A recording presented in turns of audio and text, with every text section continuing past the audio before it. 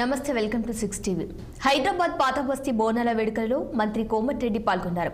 పండుగ సందర్భంగా చార్మినార్ శ్రీ భాగ్యలక్ష్మి అమ్మవారికి పట్టు వస్త్రాలు సమర్పించారు. మంత్రి కోమటిరెడ్డి కుటుంబ సభ్యులతో ప్రత్యేక పూజలో పాల్గొన్నారు.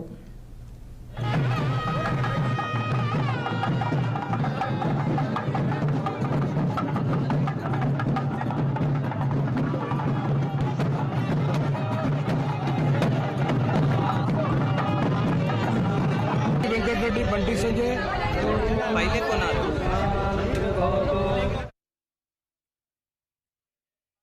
కుట్ర చేసింది 2022లో పెద్ద వరదలు వచ్చినా దానికి ఏం కాలేదు. ఎలక్షన్ మూమెంట్లో కొంచెం కుంగింది. ఇప్పుడు చూడండి జలాశయం బాగా నిండింది. దీని వెనక కుట్ర ఉంది అంటున్నాడు ఆయన. మనం ఇలా బోనాలు అంటే చాలా ప్రతిష్ఠితమైన పండుగ. భాగ్యలక్ష్మి అమ్మవారు అంటే ఇంకా ఎంతో పవిత్రమైన మహిమగల అమ్మవారు.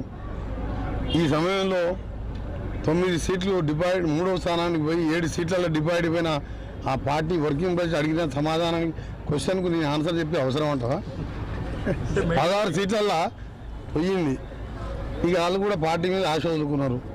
అలాంటి క్వశ్చన్కి ఆన్సర్ చేస్తే ఈ పండుగ రోజు వాతావరణం ఖరాబ్ అవుతుంది. అది వాళ్ళ విజ్ఞతకే వదిలిపెడుతున్నా. 3 ఏళ్ల కింద ప్రాజెక్టు కట్టిండ్రు.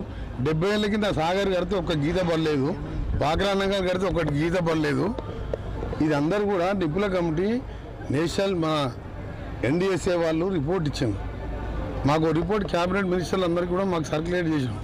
ఇప్పుడు తాత్కాలికంగా రిపేర్ చేసిన ఈ ఫ్యూచర్లో ఈ 3 బ్యారేజ్లు ఉంటాయని గ్యారంటీ లేదని చెప్పి రిపోర్ట్ కాపీ KTR గారికి మధ్యాహ్నం ఇంటికి పోయిన తర్వాత కాపీ పంపిస్తాం.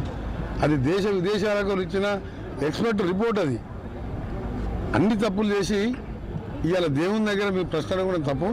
ఆ తప్పు అయిపోయింది. మాది పొరపాటున కట్టాం. కమిషన్ కోసం కట్టామా దేనికోసం కట్టామా పొరపాటు అయిందని చెప్పి తెలంగాణ ప్రజలకు తప్పైందని చెప్పి ఆ 2 లక్షల కోట్లు